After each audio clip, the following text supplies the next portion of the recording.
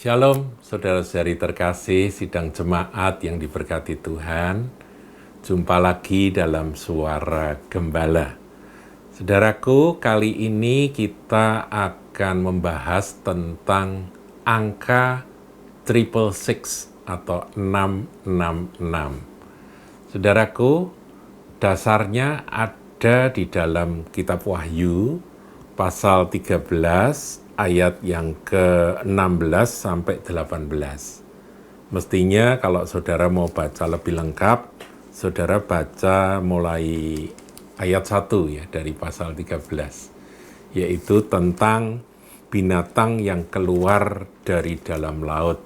Dan itu tafsirannya adalah antikristus. Nah, saudaraku, di ayat yang ke-16, 17, dan 18 ini, firman Tuhan mencatat seperti apa nanti ketika antikristus itu berkuasa. Ya, kita akan baca firman ini, ayat 16 saya bacakan. Dan ia menyebabkan sehingga kepada semua orang, kecil atau besar, kaya atau miskin, merdeka atau hamba, diberi tanda pada tangan kanannya atau pada dahinya. Jadi orang-orang baik kecil, besar, kaya, miskin, merdeka atau hamba, semuanya dikasih tanda, semua orang. Ayat yang ke-17, tandanya di tangan dan di dahi, saudaraku ya. Ayat 17, dan tidak ada seorang pun yang dapat membeli atau menjual selain daripada mereka yang memakai tanda itu. Jadi kalau tidak punya tanda, nggak bisa berjual beli. Itu kata Wahyu 13 ayat 17. Selain daripada mereka yang memakai tanda itu, yaitu nama binatang itu antikris, saudaraku, atau bilangan namanya. Nah, ini muncul kata bilangan namanya ini yang akhirnya timbul berbagai tafsiran tentang bilangan nama dari binatang itu. Mark of the beast, saudara ya, tanda binatang itu atau bilangan namanya. Jadi bilangannya di sini disebut ayat 18. Nah, ini yang akhirnya para peneliti yang meneliti akan bilangan tersebut memunculkan berbagai pendapat, saudaraku, yang sampai hari ini terus muncul. Ayat 18, yang penting di sini adalah hikmat. Nah, karena yang penting adalah hikmat, maka orang-orang berusaha untuk menyelidiki. Minta hikmat dari Tuhan untuk menyelidiki. Barang siapa yang bijaksana, baiklah ia menghitung bilangan binatang itu. Karena bilangan itu adalah bilangan seorang manusia. Ya, karena antikris adalah seorang manusia.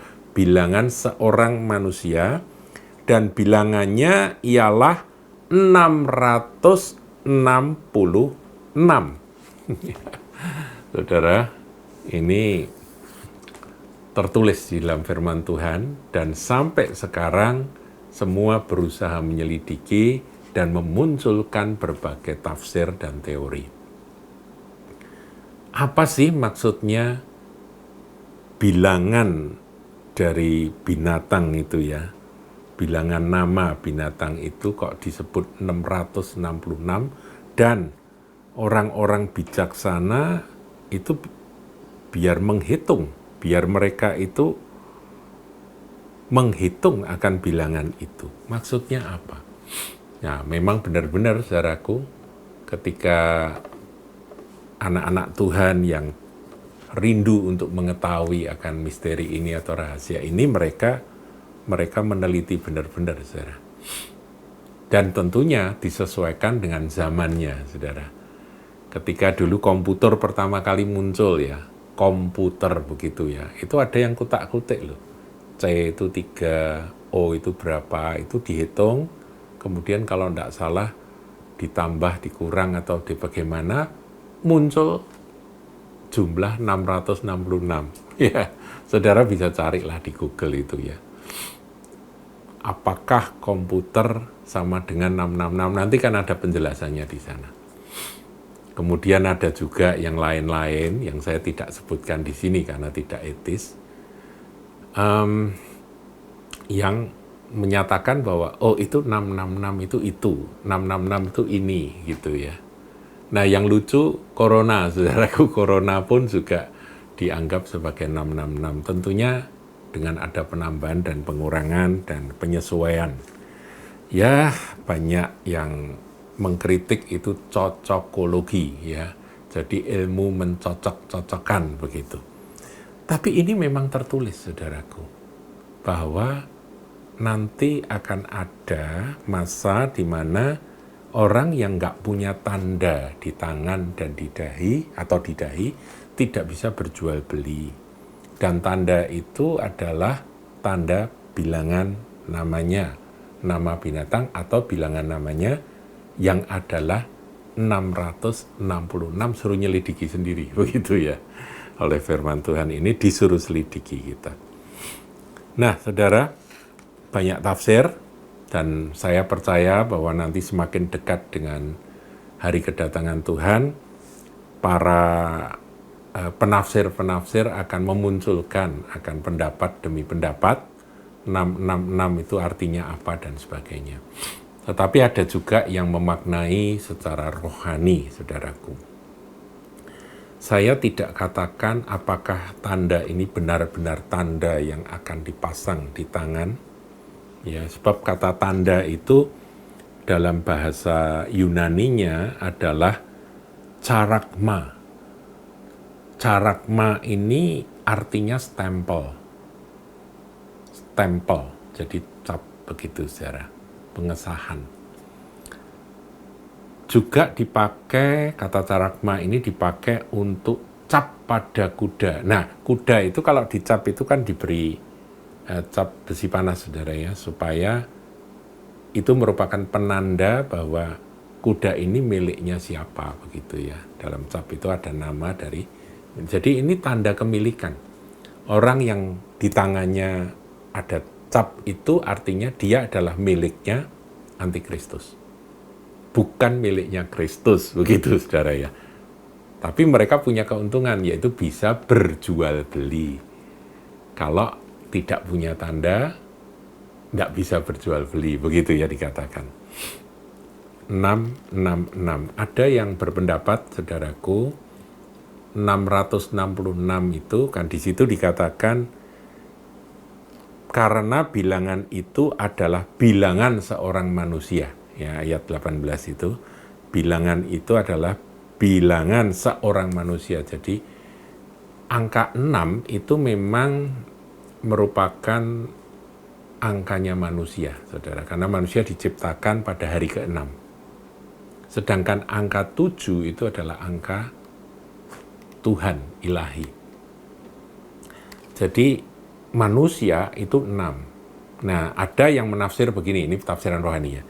666 itu artinya manusia itu ingin melampaui akan segala kekuasaan dan kemampuan manusia.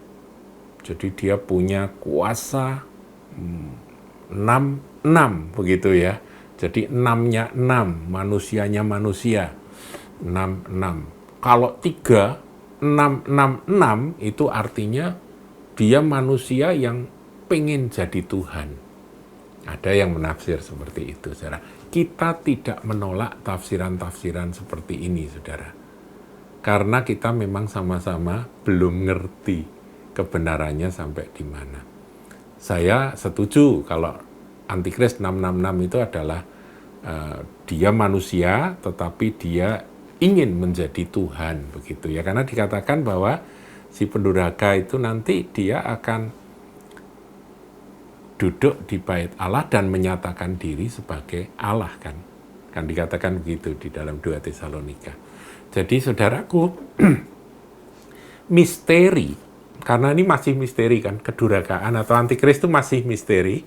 Ya, jadi kita karena misteri ya enggak apa-apa. Ayo kita gali. Kita kumpulkan semua pendapat yang lucu, yang ya agak konyol, yang cocokologi atau apapun, kita jangan terlalu jengkel dengan pendapat-pendapat itu. Kita kumpulkan aja, rileks saudaraku. Tapi kita tahu bahwa nanti pada harinya ketika memang sudah dinyatakan, ya kita akan ngerti, begitu aja. Nah, jadi 666 itu makna rohaninya dia adalah manusia super. Dan dia punya kekuasaan yang luar biasa, dia bisa mengatasi dunia politik, dunia agama, dan juga ekonomi. Jadi dia sangat berkuasa. Tetapi kita juga harus ngerti, saudaraku, yang dimaksud dengan tanda di tangan atau di dahi itu, apakah itu chip, microchip, yang ini dihebohkan, ini penyuntikan vaksinasi yang sebentar lagi kita semua akan terima vaksinasi itu, apakah itu gitu ya, itu merupakan penanda dari antikris? Saya jawab tidak, saudaraku. Itu sudah ada video Suara Gembala yang beberapa hari yang lalu sudah saya jelaskan. Jadi bukan. Tapi apakah nanti microchip itu dipasang di tangan atau dipasang di dahi itu dimungkinkan? Saya tidak tahu. Karena teknologi mungkin saja ya berkembang dan kemudian nanti antikris mempergunakan itu. Tapi bukan sekarang ya. Sekarang saudara mau divaksin, monggo silahkan, itu penting untuk mengatasi virus corona. Nah, tentang tanda di tangan dan tanda di dahi, ya saudara ya, itu ternyata ada juga hamba Tuhan yang punya pendapat bahwa ini makna rohani, bukan makna harafiah. Nah, karena Alkitab memang kitab rohani, saudaraku. Jadi seringkali Alkitab ini berbicara hal-hal yang ya seperti tertulis atau harafiah, tetapi juga sometimes ini berbicara hal-hal rohani. Nah, kalau ini rohani bagaimana maknanya atau penafsirannya? Nah, penafsirannya begini, saudaraku. Tangan itu adalah lambang karya atau kerja perbuatan. Dahi itu kepala ya, saudaraku. Itu lambang dari pikiran kita. Nah, pikiran dan perbuatan ini kalau dikuasai oleh antikris, menjadi miliknya antikris, ya nanti otomatis akan menjadi milik kepunyaannya. Harakma itu menjadi miliknya dia. Begitu, saudaraku. Nah, kemudian dikaitkan dengan perjanjian lama. Nah, perjanjian lama yang banyak diambil oleh hamba-hamba Tuhan itu adalah Ulangan 6. Karena ini ada juga dahi dan tangan ya.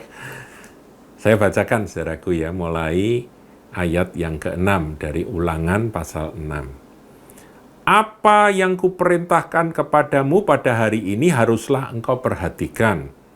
Haruslah engkau mengajarkannya berulang-ulang kepada anak-anakmu. Jadi ini tentang firman, tentang hukum Taurat, firman yang harus disampaikan, diajarkan berulang-ulang pada anak-anak, dan membicarakannya apabila engkau duduk di rumahmu, apabila engkau sedang dalam perjalanan, apabila engkau berbaring, dan apabila engkau bangun.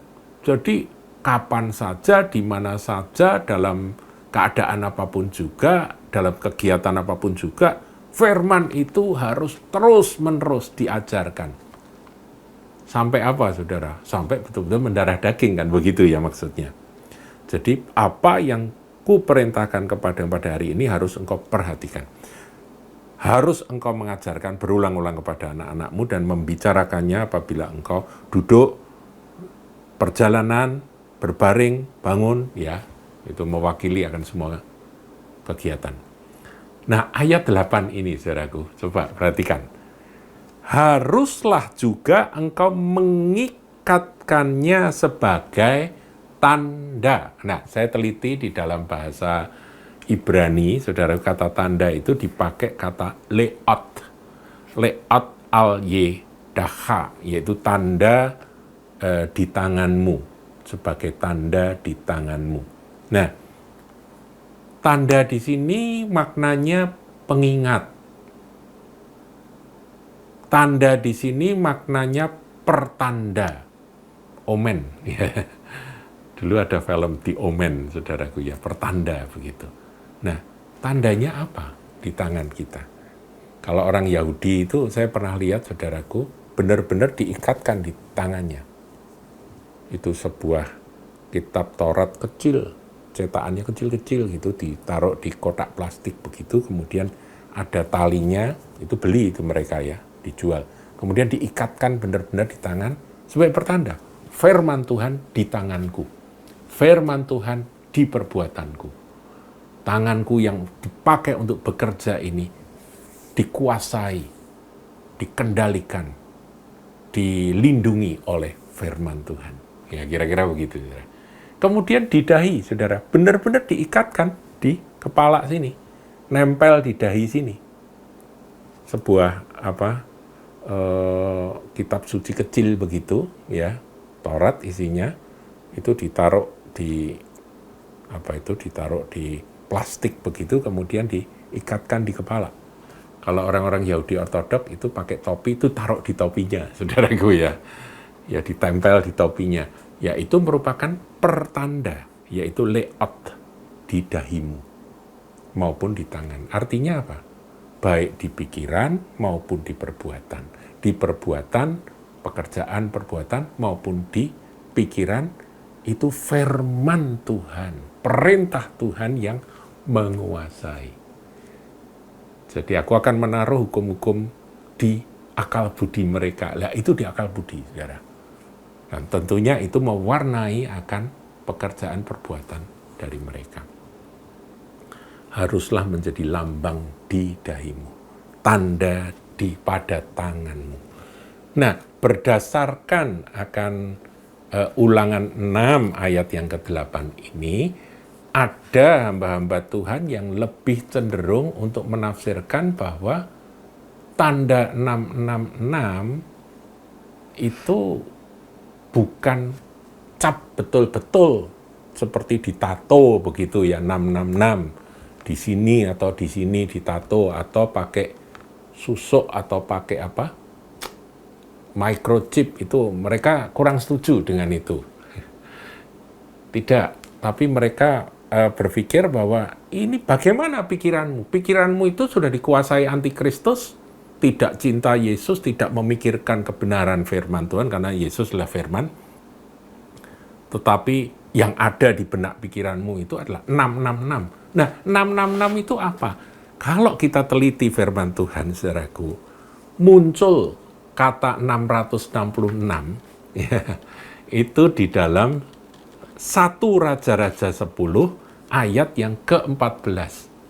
Ada seorang hamba Tuhan ya, sekarang sudah bersama Tuhan ya, orang hamba Tuhan senior. Wow, dia ahli Alkitab luar biasa. Saya pernah dengar khotbah beliau.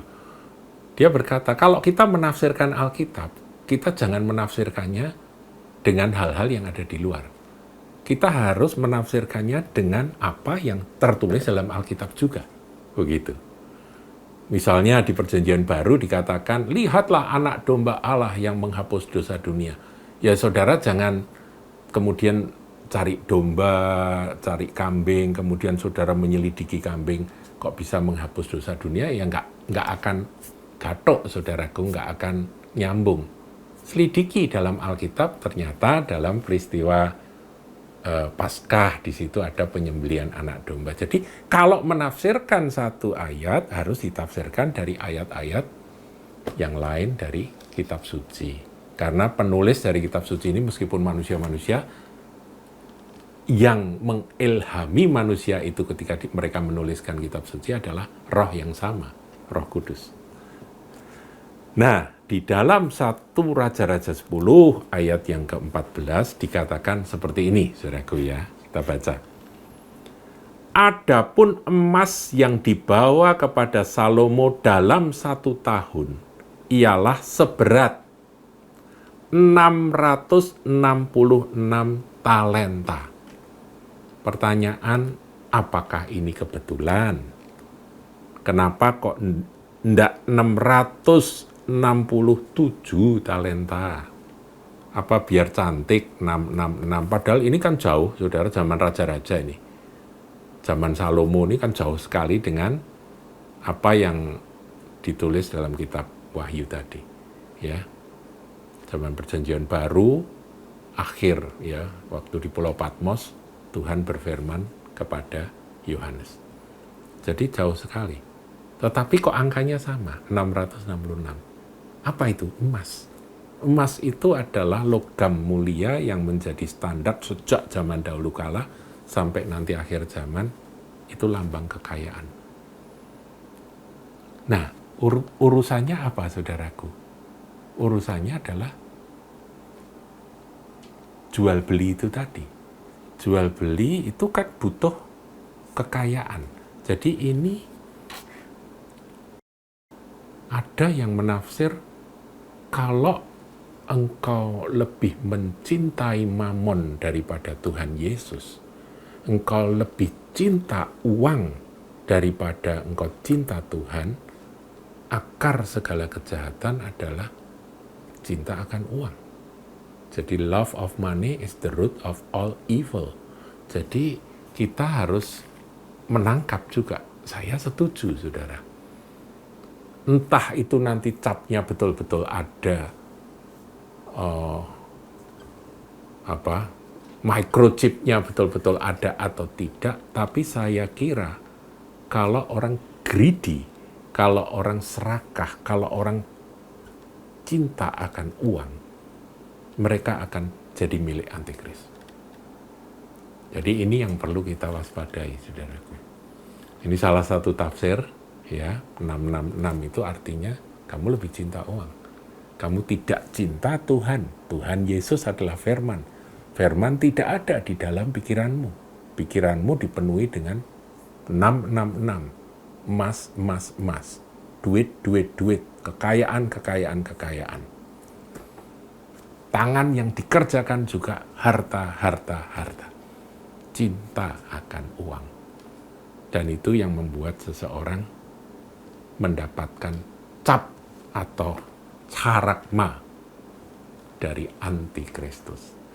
Saudaraku, ini adalah salah satu tafsiran rohani. Saya tidak katakan bahwa berarti tidak mungkin kita akan ditandai secara fisik. Saya tidak katakan seperti itu. Tetapi ini mengandung kebenaran. Orang yang cinta akan uang, akar segala kejahatan dia ada pada dia. Ya, jadi mari saudaraku, kita di penghujung zaman ini kita banyak berdoa, minta supaya kita mengasihi Tuhan lebih dan lebih lagi. Tuhan Yesus pernah berkata, nggak mungkin kamu bertuhankan aku atau mamon. Kamu harus pilih salah satu, gitu ya. Nah, antikris nanti bergerak di sana. Saya berharap saudara menangkap akan pesan ini, dan mari kita lebih bersungguh-sungguh mengasihi Tuhan, takut akan Tuhan, menaruh akan firman di pikiran dan dalam perbuatan kita. Tuhan Yesus memberkati.